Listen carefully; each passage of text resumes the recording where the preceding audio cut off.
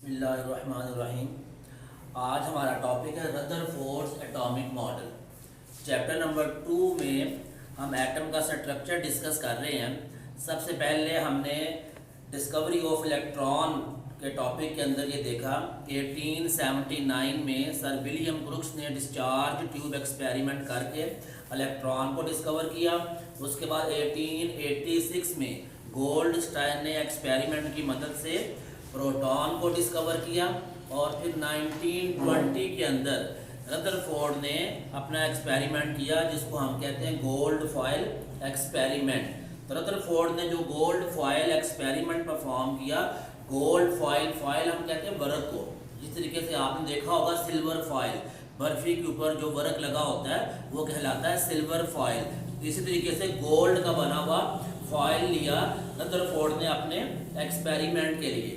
Rutherford ने experiment किया कि किस तरीके से पॉजिटिव और नेगेटिव चार्ज एक एटम के अंदर इकट्ठे एग्जिस्ट करते हैं। इलेक्ट्रॉन के ऊपर नेगेटिव चार्ज है और प्रोटॉन के ऊपर पॉजिटिव चार्ज है, तो कैसे ये दोनों एक ही एटम के अंदर इकट्ठे एग्जिस्ट करते हैं, ये देखने के लिए रदरफोर्ड ने ये गोल्ड फॉयल एक्सपेरिमेंट परफॉर्म किया। रदरफोर्ड ने अपने एक्सपेरिमेंट के अंदर बम्बार्डमेंट करवाई अल्फा पार्टिकल्स की 0.0000004 सेंटीमीटर थिक गोल्ड फॉयल।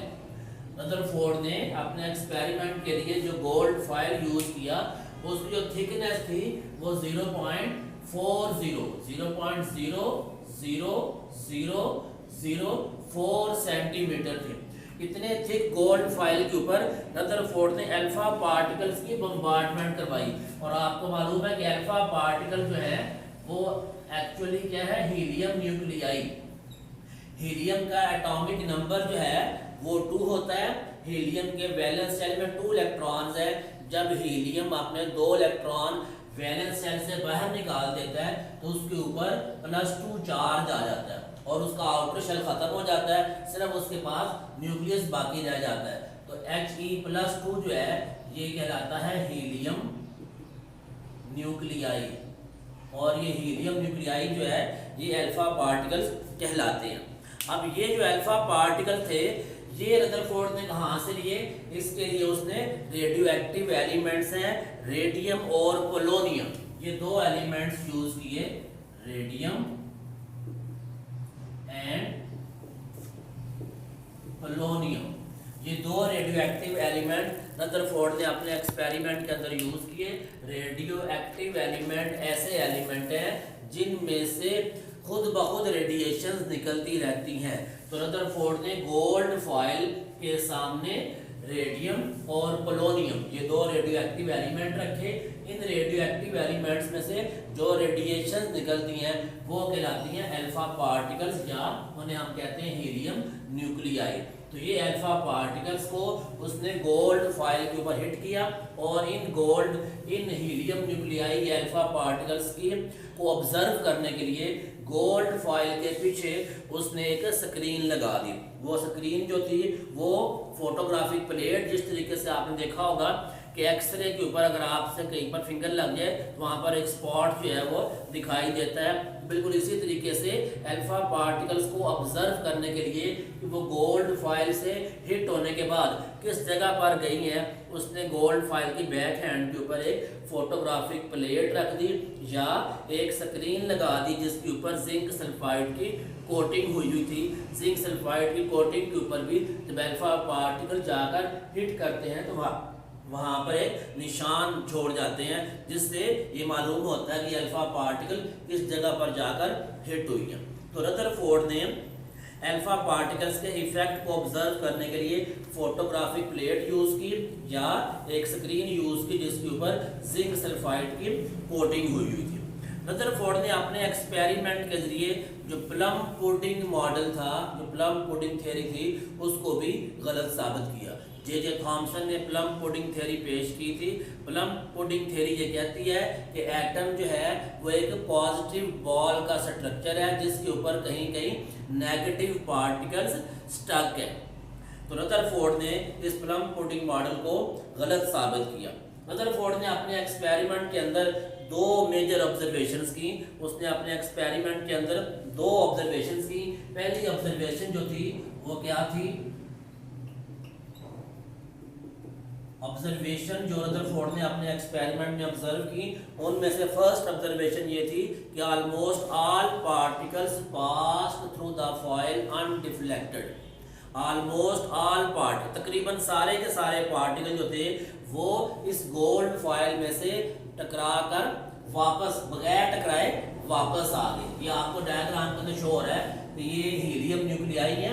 ये सर्कल के अंदर ये न्यूक्लियस को शो कर रहा है, इसके दो पॉजिटिव चार्ज है जो हीलियम न्यूक्लियाई को इंडिकेट कर रहा है।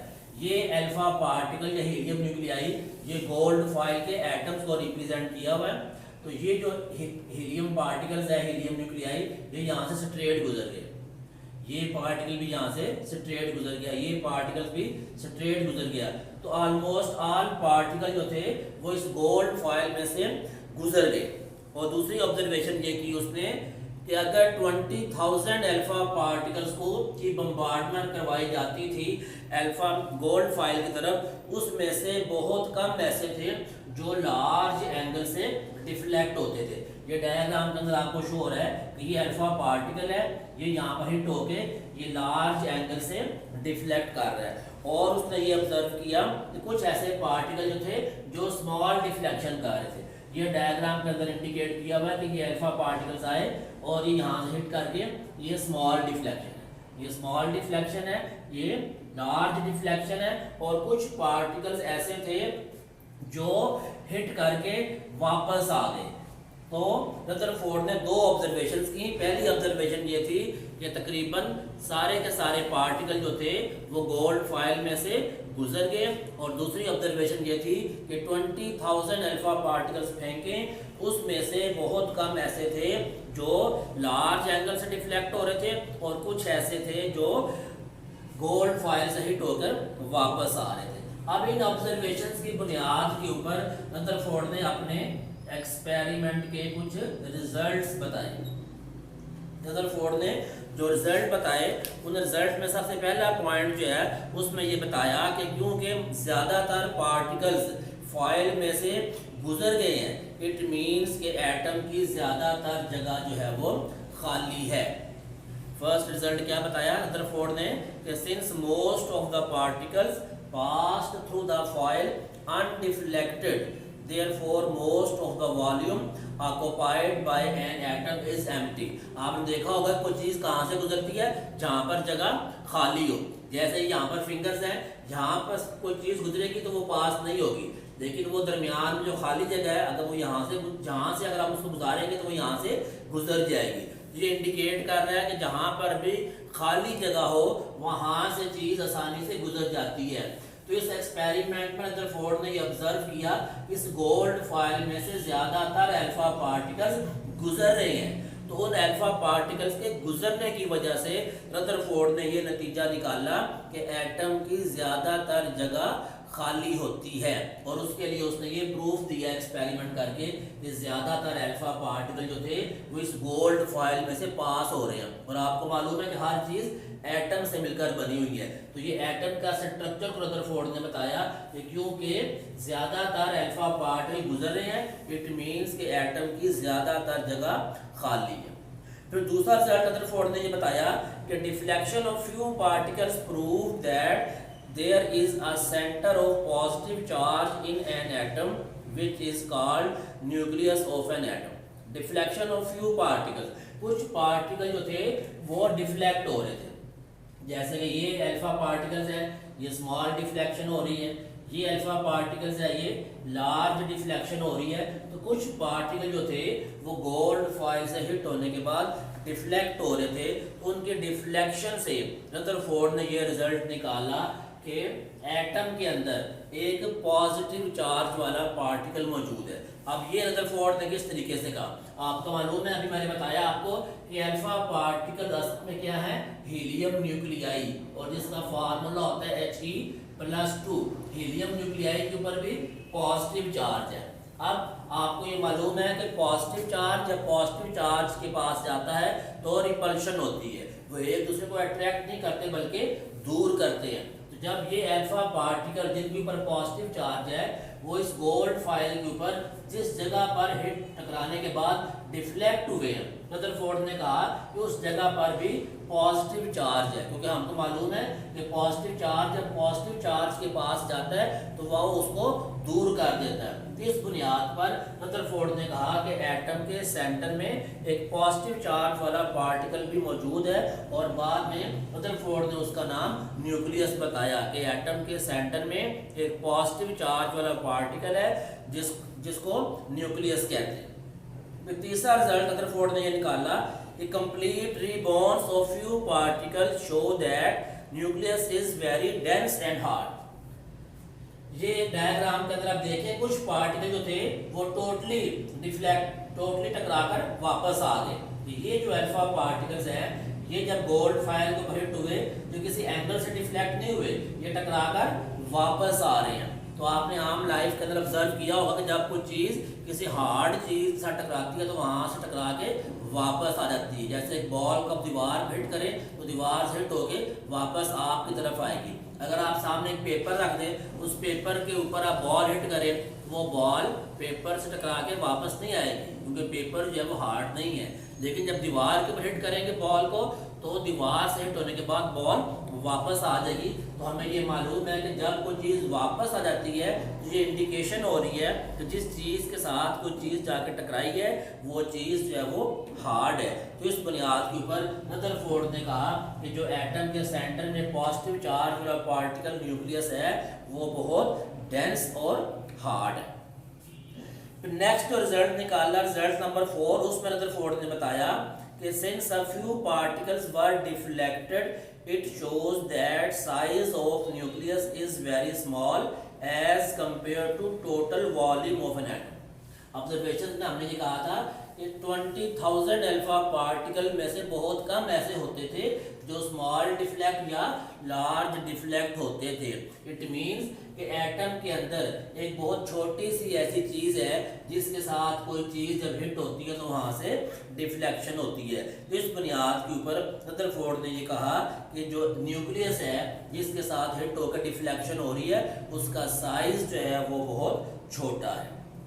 फिर फिफ्थ रिजल्ट ये निकाला रदरफोर्ड ने कि electron revolve around the nucleus. ये जो इलेक्ट्रॉन्स हैं वो न्यूक्लियस के इर्द गिर्द सर्कल में रिवॉल्व करते हैं। और नेक्स्ट रदरफोर्ड ने ये रिजल्ट निकाला कि एटम जो है वो न्यूट्रल पार्टिकल है, क्योंकि एटम के अंदर जितने नंबर ऑफ प्रोटॉन्स हैं उतने ही नंबर ऑफ इलेक्ट्रॉन्स हैं। इस बुनियाद पर ये रदरफोर्ड ने ये कहा कि एटम एक न्यूट्रल पार्टिकल है, क्योंकि जितने उसमें नंबर ऑफ इलेक्ट्रॉन्स हैं उतने ही उसमें नंबर ऑफ प्रोटॉन्स हैं।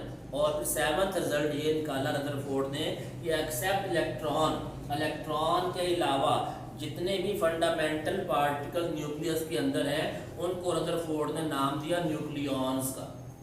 ये एटम का जो है वो न्यूक्लियस है। इस न्यूक्लियस के अंदर, न्यूक्लियस को पॉजिटिव चार्ज है और आपको मालूम है कि न्यूक्लियस के अंदर प्रोटॉन और न्यूट्रॉन होते हैं, तो प्रोटॉन और न्यूट्रॉन को रदरफोर्ड ने नाम दिया न्यूक्लियॉन का।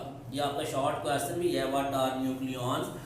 इसके आंसर में पॉइंट नंबर 7 जो है वो आपने राइट करना है। और पॉइंट नंबर 6 में है atom as a whole is neutral. इसका भी शॉर्ट क्वेश्चन है, why atom is a neutral particle. Atom neutral क्यों है? क्योंकि उसमें जितने नंबर ऑफ इलेक्ट्रॉन्स होते हैं उतने ही नंबर ऑफ प्रोटॉन्स होते हैं। तो रदरफोर्ड ने अपने एक्सपेरिमेंट करके उसकी ऑब्जर्वेशंस की, उन ऑब्जर्वेशंस की बुनियाद के ऊपर रदरफोर्ड ने अपना एक मॉडल पेश किया जिसको हम कहते हैं रदरफोर्ड्स एटॉमिक मॉडल। लेकिन रदरफोर्ड के मॉडल पेश करने के बाद साइंटिस्ट ने जब इस मॉडल को गौर से देखा तो उनको इस मॉडल के अंदर कुछ डिफेक्ट्स नजर आए। उन डिफेक्ट्स को भी यहाँ पर पॉइंट आउट किया गया है। तो नेक्स्ट हमारी हेडिंग जो है वो क्या है, रदरफोर्ड का जो एटॉमिक मॉडल था उसमें डिफेक्ट्स क्या क्या है। एक थ्योरी है जिसको हम कहते हैं classical theory of radiation. Classical theory of radiation ये कहती है कि जितने भी चार्ज पार्टिकल्स हैं उनमें से मुसलसल एनर्जी रिलीज होती रहती है। तो क्लासिकल थ्योरी ये कहती है कि इलेक्ट्रॉन भी एक चार्ज पार्टिकल है, तो क्लासिकल थ्योरी अगर हम फॉलो करें तो इलेक्ट्रॉन भी तो चार्ज पार्टिकल है, तो इलेक्ट्रॉन से भी मुसलसल एनर्जी रिलीज होनी चाहिए। और ये आपको मालूम है कि जब किसी चीज़ में से एनर्जी रिलीज होती है तो एक स्टेज ऐसी आती है जब एनर्जी बिल्कुल ख़त्म हो जाती है। तो रदरफोर्ड ने ये कहा कि इलेक्ट्रॉन न्यूक्लियस के गिर्द सर्कल में रिवॉल्व करता है। अब जब ये रिवॉल्व करता है और इसके ऊपर चार्ज भी है, माइनस चार्ज है, जब ये रिवॉल्व करता है तो इसकी एनर्जी जो है क्लासिकल थ्योरी के अकॉर्डिंग मुसलसल रिलीज हो रही है। जब एनर्जी रिलीज होगी तो एनर्जी कम होगी, जब एनर्जी कम होगी तो एक वक्त ऐसा आएगा कि इलेक्ट्रॉन की एनर्जी बिल्कुल ख़त्म हो जाएगी। जब एनर्जी ख़त्म हो जाएगी तो इलेक्ट्रॉन न्यूक्लियस के ऊपर गिर जाएगा। जब इलेक्ट्रॉन न्यूक्लियस के ऊपर गिर जाएगा तो एटम का जो स्ट्रक्चर है वो कोलैप्स कर देगा। एटम का जो स्ट्रक्चर है वो स्ट्रक्चर ही एग्जिस्ट नहीं करेगा, क्योंकि एटम का स्ट्रक्चर क्या है कि इलेक्ट्रॉन ने न्यूक्लियस के गिर्द रिवॉल्व करना है। तो जब इलेक्ट्रॉन ही न्यूक्लियस के ऊपर गिर जाएगा तो एटम का स्ट्रक्चर कोलैप्स कर देगा। अब हकीकत में ऐसा कभी नहीं हुआ कि इलेक्ट्रॉन न्यूक्लियस के ऊपर गिर जाए। डिफेक्ट ये था कि रदरफोर्ड ने सिर्फ ये बताया कि इलेक्ट्रॉन रिवॉल्व करता है, और क्लासिकल थ्योरी ये कहती है कि जब कोई चार्ज पार्टिकल रिवॉल्व करता है तो वो एनर्जी भी रिलीज करता है। रदरफोर्ड का ने जो गलती की अपने एक्सपेरिमेंट के अंदर या अपने रिजल्ट के अंदर, वो गलती ये थी कि उसने इस बात की वजाहत नहीं की कि इलेक्ट्रॉन अगर रिवॉल्व करेगा तो उसके पास एनर्जी कहाँ से आएगी। ऐसा कभी नहीं हुआ कि इलेक्ट्रॉन की एनर्जी खत्म हो जाए और इलेक्ट्रॉन न्यूक्लियस के ऊपर गिरकर एटम के स्ट्रक्चर को कोलैप्स कर जाए। तो ये रदरफोर्ड एटॉमिक मॉडल का ये डिफेक्ट है कि रदरफोर्ड को ये बताना चाहिए था कि इलेक्ट्रॉन जब रिवॉल्व करेगा तो रिवॉल्व करने के लिए उसके पास जो एनर्जी है वो एनर्जी कहाँ से आएगी। तो बाद में इस डिफेक्ट को बोहर ने नया एटॉमिक मॉडल पेश किया, उस मॉडल के अंदर रदरफोर्ड ने ये जो डिफेक्ट था इसको ख़त्म किया। फिर जो दूसरा डिफेक्ट है, दूसरा डिफेक्ट फर्स्ट जो इसका पॉइंट है क्लासिकल थ्योरी, उस पॉइंट में ये बताया गया है कि according to classical theory of radiation electron being the charge particle should release और emit energy continuously and they should ultimately fall into the nucleus. ये शॉर्ट क्वेश्चन भी आपका कि what is classical theory of radiation. तो इसमें defects का first point जो है वो आपने राइट करना होता है। According to classical theory of radiation electrons being the charge particles should release और emit energy continuously and they should ultimately fall into the nucleus. अब सेकंड डिफेक्ट था रदरफोर्ड का, वो क्या था? अगर इलेक्ट्रॉन एमिट करते हैं एनर्जी कंटिन्यूअसली, अगर हम क्लासिकल थ्योरी की बात को एक्सेप्ट कर लें कि इलेक्ट्रॉन चार्ज पार्टिकल है और वो मुसलसल एनर्जी भी रिलीज कर रहे हैं, तो अगर इलेक्ट्रॉन एमिट करता है एनर्जी कंटिन्यूअसली तो they should form a continuous spectrum, but in fact line spectrum was observed. जब इलेक्ट्रॉन एनर्जी रिलीज करते हैं तो उस एनर्जी के रिलीज होने के नतीजे में एक स्पेक्ट्रम बनता है। Spectrum mean colours of light जो है वो क्रिएट होते हैं। तो क्योंकि एनर्जी मुसलसल रिलीज होती है तो स्पेक्ट्रम जो है वो भी कॉन्टिन्यूसली मुसलसल बनना चाहिए, लेकिन जब हकीकत में इसको ऑब्जर्व किया गया तो साइंटिस्ट ने ये देखा कि मुसलसल स्पेक्ट्रम, कॉन्टिन्यूस स्पेक्ट्रम नहीं बनता बल्कि लाइन स्पेक्ट्रम बनता है। लाइन स्पेक्ट्रम में एक स्पेक्ट्रम बनता है, फिर कुछ वक्फा आता है, फिर स्पेक्ट्रम बनता है, फिर वक्फा आता है। तो हकीकत में कॉन्टिन्यूस स्पेक्ट्रम जो है वो नहीं बनता, लाइन स्पेक्ट्रम बनता है। तो ये दो डिफेक्ट्स थे रदरफोर्ड के एटॉमिक मॉडल में। ये था आपका कंप्लीट टॉपिक रदरफोर्ड का गोल्ड फॉयल एक्सपेरिमेंट, उसकी ऑब्जर्वेशंस, उसके रिजल्ट्स और उसके डिफेक्ट्स।